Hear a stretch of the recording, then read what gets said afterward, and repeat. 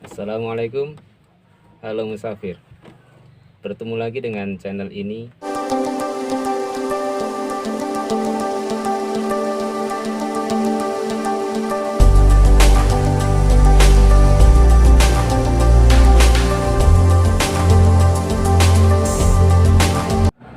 Oke musafir, di video ini saya mau ceritain perjalanan dari Wonosari Gunung Kidul setelah semalam kita nginep di rumah saudara saya Bapak Suyati Karangworjo Wonosari Gunung Kidul. Kemudian pagi-pagi berangkat mampir dulu ke teman saya Bro Irfan yang semalam ngajakin ngeteh poci khas Gunung Kidul. Targetnya hari kedua ini nginepnya di Tasikmalaya, Jawa Barat.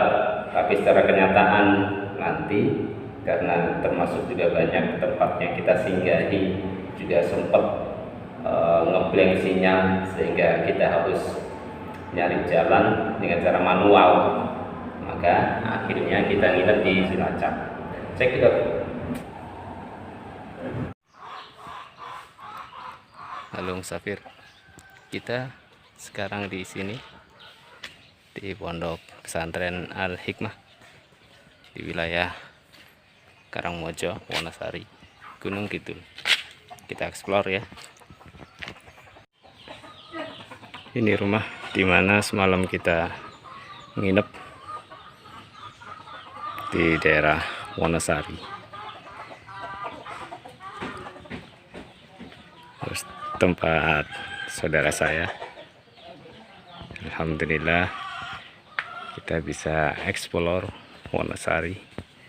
Sol sepatu di dekat Pondok Pesantren Al Hikmah.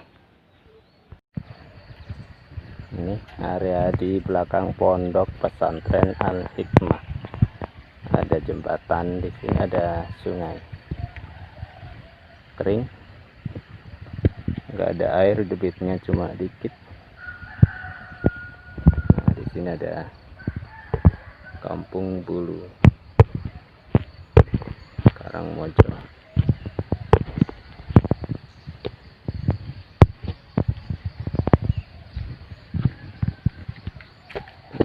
Nggak ngalir, airnya nggak ngalir. Di situ perumahan penduduk.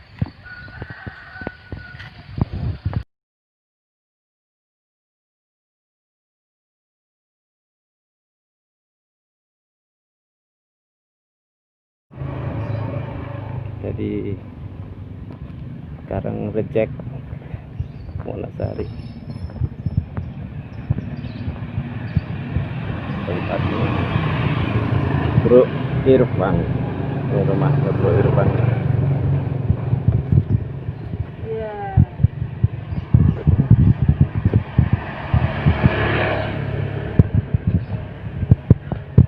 Ada satu Vespa yang masih tersisa.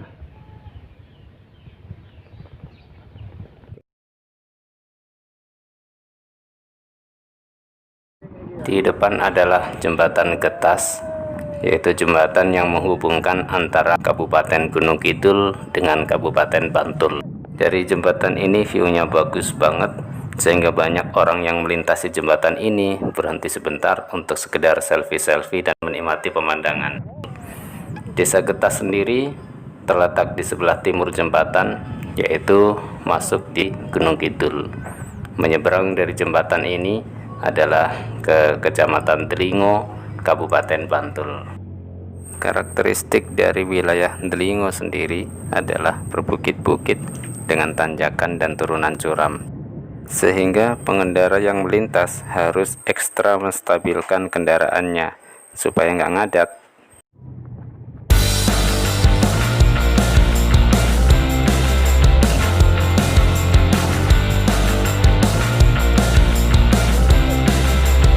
Saya sangat terpukau dengan pemandangannya, keren banget. Sehingga walaupun target hari ini itu masih jauh, yaitu 300 km ke Tasikmalaya dengan waktu tempuh sekitar 7 jam. Walaupun targetnya sejauh itu, tapi kita tetap menikmati perjalanan ini karena view-nya bagus-bagus.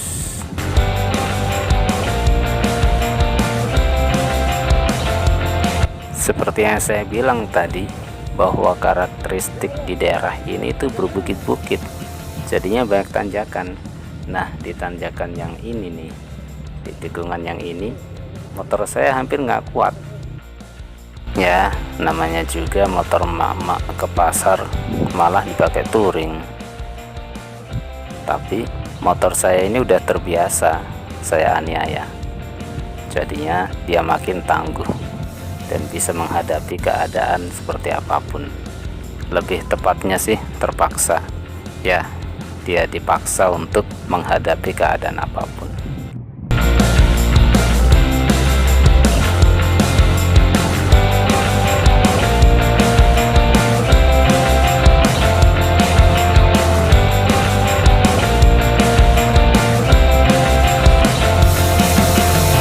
Melalui pemukiman ini, lalu lintas emang nggak begitu rame karena emang aktivitas warga di pagi hari kayak gini itu bukan di jalanan, tapi di ladang, di sawah, ataupun di perbukitan yang ada di sini. Dari atas Bukit Bego ini kita bisa melihat hamparan di bawah sana, bagus banget. Dan di atas Bukit Bego ini ada patung yang sangat terkenal, yaitu patung Semar. Jadi saya menyempatkan untuk berhenti sebentar dan foto-foto.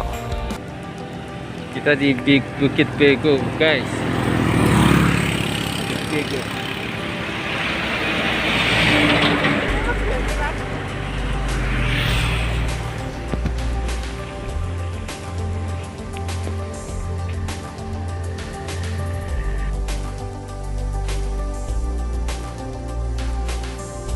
Kalau kata teman saya, Bro Irfan, di Jogja itu jalannya bisa dibedain sama di daerah-daerah lain.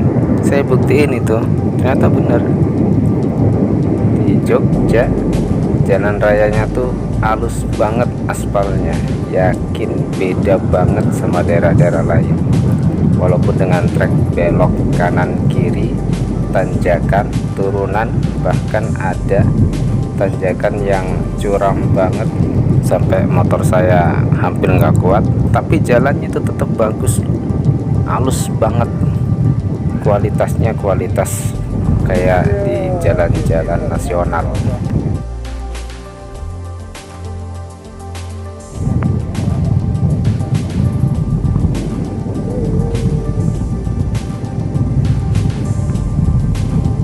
Lah ini buktinya, seperti yang Anda lihat sendiri. Selain saya udah dimanjain sama pemandangan yang bagus, alamnya seger asri, udah gitu saya juga dimanjain dengan trek jalan yang halus banget, halus pisan.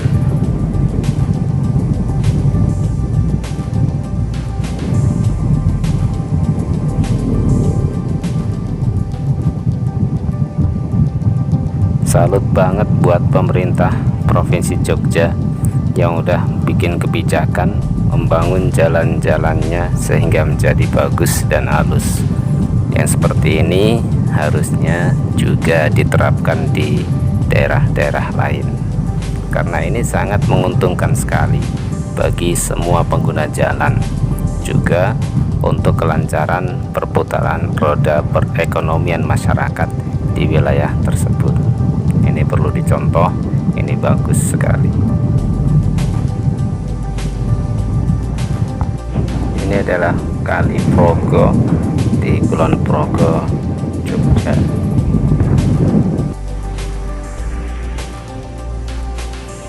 Di Jogja International Airport, saya bertemu dengan seorang bapak-bapak yang setelah pensiun, beliau punya banyak waktu. Kemudian beliau bergabung dengan komunitas biker yang ada di Banten, karena saya lihat motornya plat Banten, plat A, maka saya samperin. Foto-foto bentar, difotoin sama bapak itu. Habis itu lanjut dan kita masuk di Kabupaten Purworejo.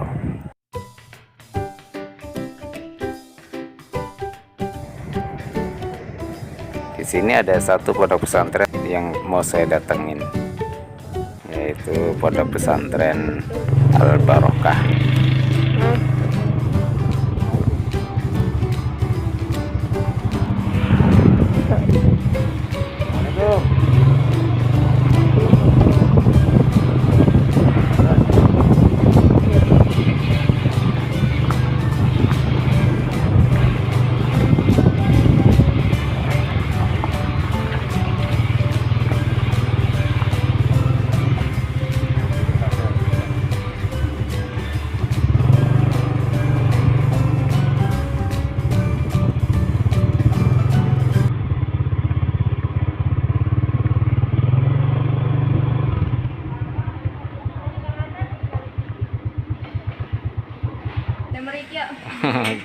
Bisa dikenalin nggak? Ini siapa? Fitri. Fitri kuning ya, Fitri. Untuk menghilangkan penat, maka sedikit saya mengajak bercanda dan menyapa anak-anak dari Pak Ustadz yang ada di pesantren ini.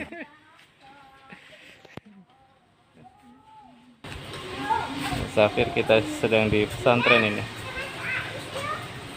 Itu Pak, alit-alit mau Pak. Ya. Oke. Megah banget pesantren ini. Namanya pesantren Al Barokah, Sokroyasan, Purworejo. Kita baru landing di sini. Ke kendaraan kita.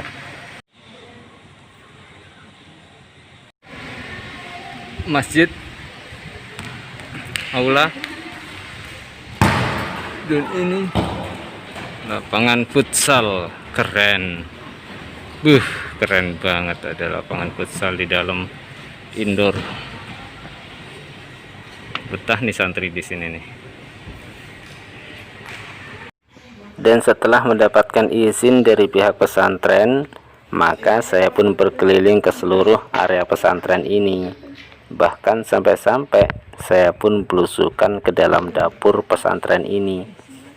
Dan di sini ada sebuah alat, yaitu penanak nasi rice cooker yang sangat besar kapasitasnya, bisa memasak 40 kilo beras untuk dijadikan nasi. Ini bagian belakang dari dapur pesantren ini. Saya sampai belusukan ke sini nih. Memang saya selalu penasaran dengan kondisi pesantren di era modern seperti ini. Nah, di sana itu ada, kalau orang Jawa bilang itu luweng, itu tungku. Tapi di sini nggak dipakai untuk masak, hanya dipakai untuk memasak air aja.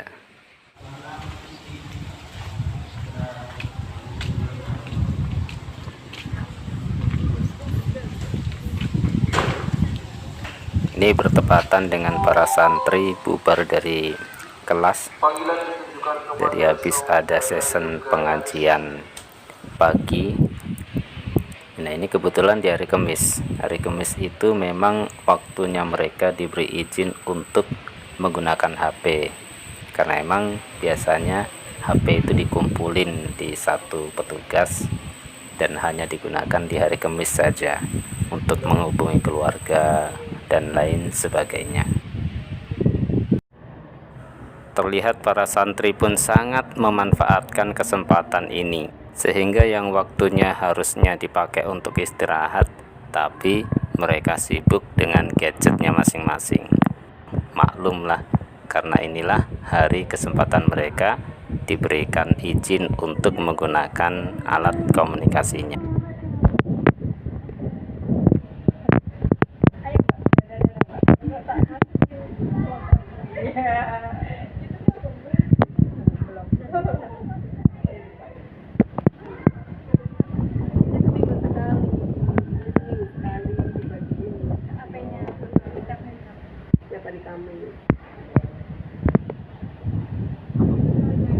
Dan gak lupa untuk berselfie dengan para santriwati Dan saya pun sekalian menunggu untuk sholat zuhur, sekalian jamak qashar zuhur asar, baru kemudian berangkat lagi.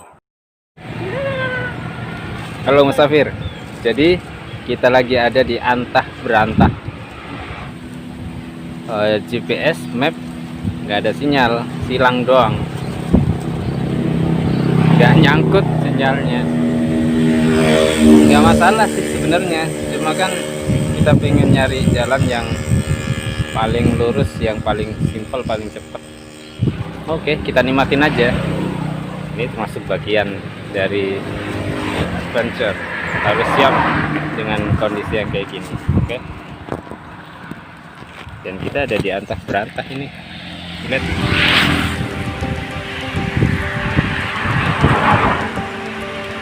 truk, dari truk, Megatron, Megatron, ada pas sama Optimus Prime, Optimus Prime.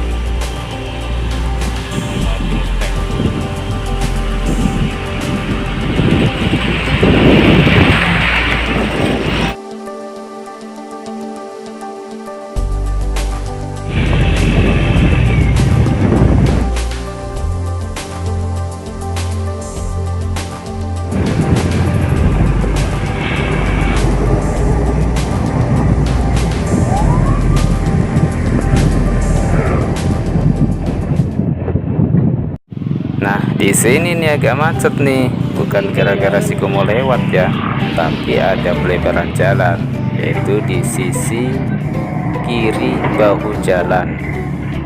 Itu ada proyek, yaitu arah Purwokerto dan Cilacap.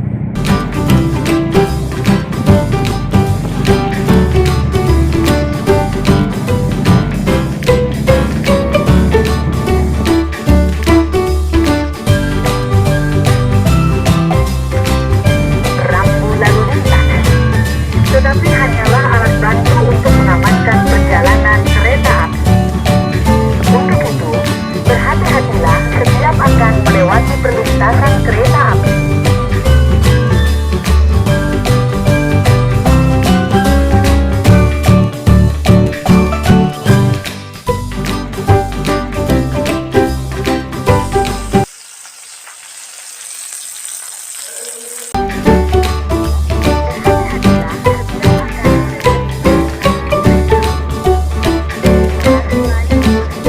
Malam ini saya berencana untuk nginep di Cilacap, tapi ini masih di Kebumen, maka saya harus ngebut.